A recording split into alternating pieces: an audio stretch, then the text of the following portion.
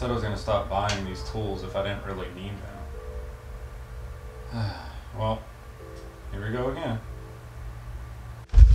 Hey, what are you doing down here? What? You thought I was talking about this? The joiner? No. I was talking about this piece of shit. The Infamous Shop Vac. This one happens to be branded with rigid, but really, this goes for every shop vac. So I got this towards the beginning of my woodworking journey, back when farmhouse style was all the rage and coffee tables were made of wood and iron pipe. The reason I got this might be pretty self-explanatory. I needed something to suck up dust. What? No way. Yeah. I had just started cutting things in my shop and started accumulating dust on my workbench, all over my tools, and so I thought, hey, I'll just go pick up a shop vac. That's what everybody uses, right? So it doesn't filter dust very well. In fact, I've seen dust and wood chips blow out the back of it. It is just using the factory filter. I don't have one of the bags on it, although I've heard just that the bags are useless. Anyways, the hose will kink from time to time, and you gotta kind of twist it all around to get it undone. It's also super loud. It makes a whole lot of noise for doing not a whole lot. So what's an alternative to this? Well, the Festool, obviously.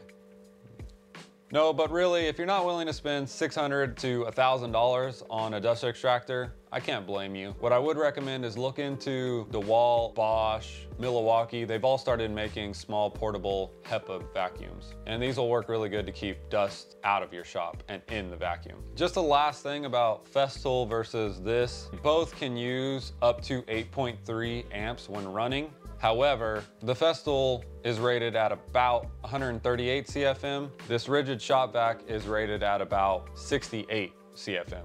So the same amount of power, half the performance. Another option would be a traditional dust collector. These are great for hooking up to 4-inch ports on large machines like my joiner or the table saw or even my CNC. So my advice, if you already got one of these lying around, you don't need to throw it away. It's still good for vacuuming up water and cleaning out your car. I don't know. There are a lot of modifications for shop vacs like this, so that might be something worth looking into. It's your money, you spend it how you like, but I would not spend it on this again. Next up on tools you shouldn't buy, these over-engineered Craig clamps. Sorry, Craig. So pretty early on in my woodworking journey, I started doing panel glue-ups and shaker-esque style furniture. And I was doing a lot of that with pocket holes. And since I was using the Craig pocket hole jig, I thought, why wouldn't I use the Craig clamps? Wrong. So these things can be just a total pain in the butt to adjust the tension on. And because they have no grip, they have a tendency to let the wood slide. They're also not that cheap. If you're looking for something that allows you to use one hand to clamp something, I don't think these are it. I would actually recommend either some nice squeeze clamps, Bessie, Irwin, Pony, they all make them. Or you can also look into the Rockler spring-loaded clamp. So what do you do if you've already spent your hard-earned cash on these babies? Well, don't toss them, because you never know when you might want to make a don't buy these tools video. Instead, what you can do is put them high up in a deep, dark place. Hello, darkness, my old friend. You'll never even think about using them. Like I did. No, but seriously, I'm sure these clamps have a spot in someone's shop, just not in mine. And that's why I wouldn't buy these again. All right, next up, we got the like new box joint jig.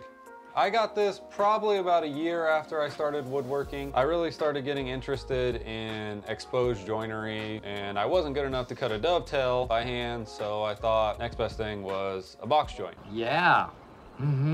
True. So I started looking around for box joint jigs on YouTube, and I found a couple homemade jigs, and those worked okay. I made a few boxes, but none of them came out perfect. And so I thought, surely if I buy an Incra box joint jig, this will take my woodworking to a whole new level. And I think it would have, but I don't use this thing, and that's what I don't like about it. I think I've made one box using this. I've had this for over 4 years. Like, man, get over it. It's been 4 years.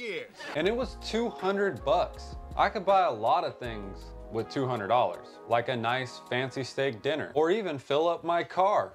That's a 2022 joke. We'll see if it pans out in the future. Or a few boxes of Festool sandpaper, or like 5 rigid shop vacs. As far as alternatives for this, I don't think there really is one. I would say some of those homemade box joint jigs, they worked pretty good, and I actually built a lot more boxes using those than I ever did with this. And this is nothing against Inkret. It's a really nice tool. When I did use it, it worked really well. It's just I don't use it. If you already have one of these, please let me know if you like it and use it. If you do have one and you're not using it, try to keep it in a place where you'll actually use it rather than in a dark drawer with the rest of your forgotten jigs. I honestly think that if I did try to include box joints into the design of my furniture more, I probably would go to use this. But that's just not where I'm at right now in my woodworking. And that's why I say, don't buy this. All right, next up we have the mostly decorative vintage hand planes. So I started picking these up around 2 years after starting woodworking. At the time, I was thinking, oh, to be a real woodworker, everything has to be done by hand. I'm a man! So I started buying hand saws, chisels, and of course, hand planes. I really was infatuated with the stories that some of the tools would tell. Imagining about how many shavings one particular plane had made, how it must have hand sculpted some furniture. And I really fell into the trap of they're old and they just don't make them like they used to. The problem I have with these is I spent a lot of money on them thinking that I was gonna be using all of them, restore them.